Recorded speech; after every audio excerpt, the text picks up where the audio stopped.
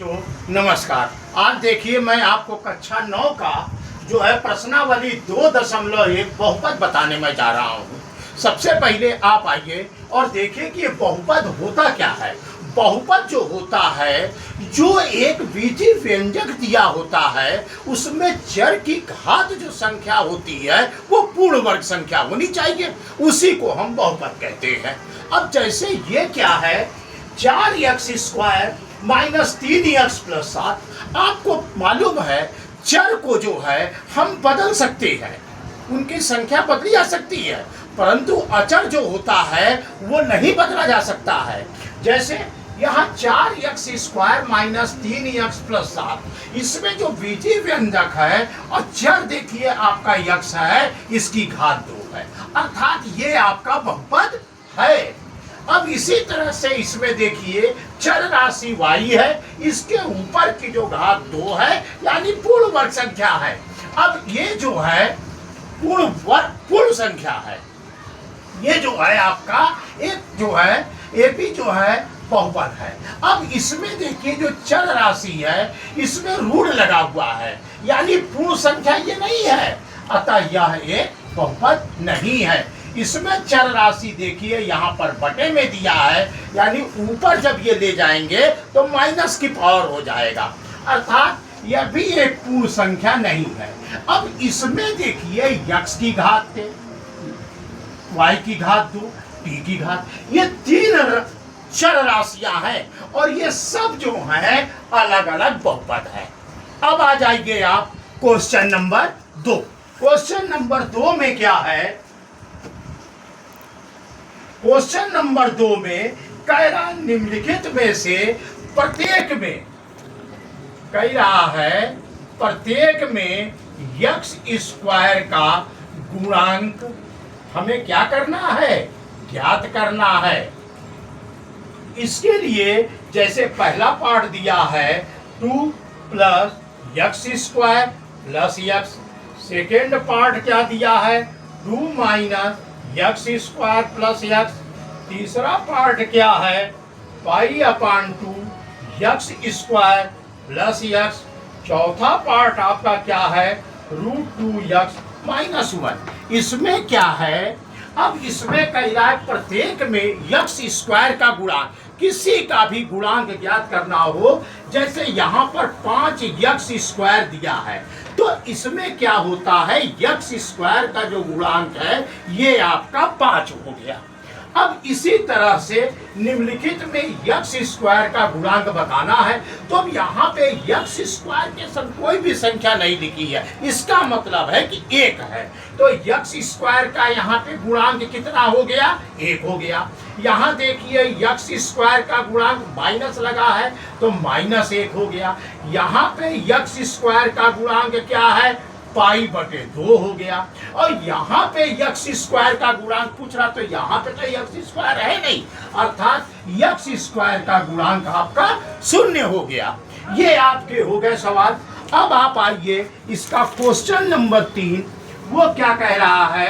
Question number 3 में कह रहा है, क्या पूछ रहा कि 35 घात का एक द्विपद, तो 35 घात का द्विपद क्या होगा, 35 घात द्विपद यानी 2 पद होने चाहिए। हमने मान लीजिए लिख लिया 5x प्लस 4, ये द्विपद हो गया। अब कह रहा है इसकी घात 35, तो हमेशा जो है घात चर पे लगता है 35, ये आपका हो गया 35 घात का द्विपद। अब इसी में कह रहा है 100 घात का एक पदी, तो 100 घात का एक पदी, 100 घात का आप ले लीजिए 4, वही मान लीजिए, ले लीजिए, कुछ भी ले सकते हैं। चर राशि में p q r s t x y जो आपकी इच्छा हो, और इसकी घात 100, ये आपका सवाल हो गया। अब आ जाइए क्वेश्चन नंबर, अब आपका पूछ रहा है अगला चौथा।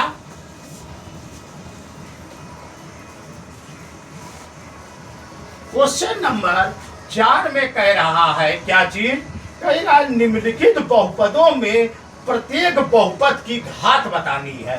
तो ये जैसे पहला दे दिया है 5x³ plus 4x² plus 7x। Second part इसका दे दिया है 4 - y²। तीसरा पार्ट दे दिया है 5t - √7 और चौथा पार्ट इसका दे दिया है ये 3। अब इसमें कह रहा बहुपद की घात, तो हम ये देखते हैं जो चर राशि में जो सबसे बड़ी घात होती है वही बहुपद की घात होती है। जैसे इसमें सबसे बड़ी घात 3, तो बहुपद की घात 3। इसमें देखिए सबसे बड़ी घात 2, बहुपद की घात 2। इसमें देखिए सबसे बड़ी घात चर राशि में कुछ नहीं लगा है, इसका मतलब 1, और यहाँ पे तो चर राशि है ही नहीं, तो बहुपद की घात 0 हो गया आपका। अब एक सवाल और बचा हुआ है, निम्नलिखित में कौन कौन बहुपद रैखिक है, कौन द्विघाती है और कौन कौन जो है त्रिघाती है। अब हम ये आपको बताए दे रहे हैं। क्वेश्चन नंबर जो है आपका 5वां, x² plus x minus x³ पहला, ये आपका दूसरा। तीसरा क्या है y प्लस y² 4। चौथा आपका क्या हो गया 1 प्लस x। पांचवा आपका हो गया 3t और छठा आपका हो गया r²। और सातवां हो गया आपका 7x³। इसमें ये पूछ रहा है वो कौन कौन रैखिक बहुपद है, कौन कौन द्विघाती हैं और कौन कौन त्रिघाती हैं। देखिए रैखिक बहुपद वो बहुपद होता है जिसमें कोई घात नहीं होती है। जैसे आपका रैखिक ये हो गया चौथा, ये आपका रैखिक, और ये 3t ये आपका हो गया रैखिक। अब आ जाइए द्विघात, जिस समीकरण में सबसे बड़ी घात 2 होगी वह द्विपद हो गया। जैसे ये आपका हो गया द्विपद। अब आ जाइए ये हो गया है आपका द्विपद। अब उसके बाद ये हो गया है आपका द्विपद। अब उसके बाद त्रिघात समीकरण जिसकी सबसे बड़ी घात 3 हो। जैसे ये देखिए x माइनस x³ सबसे बड़ी घात 3 है, तो ये त्रिघात समीकरण। इसमें अब आप आ जाइए, ये देखिए लास्ट में 7x³ है, ये जो है सबसे बड़ी घात चर राशि में 3 है, तो ये त्रिघात समीकरण हो गया। प्यारे बच्चों, ये जो है प्रश्नावली मैंने आपको 2.1 बताया। मैं आशा करता हूँ आपको समझ में आया होगा। कोई दिक्कत हो तो कमेंट में लिखिएगा और अध्ययन अच्छी तरह से करिए। धन्यवाद।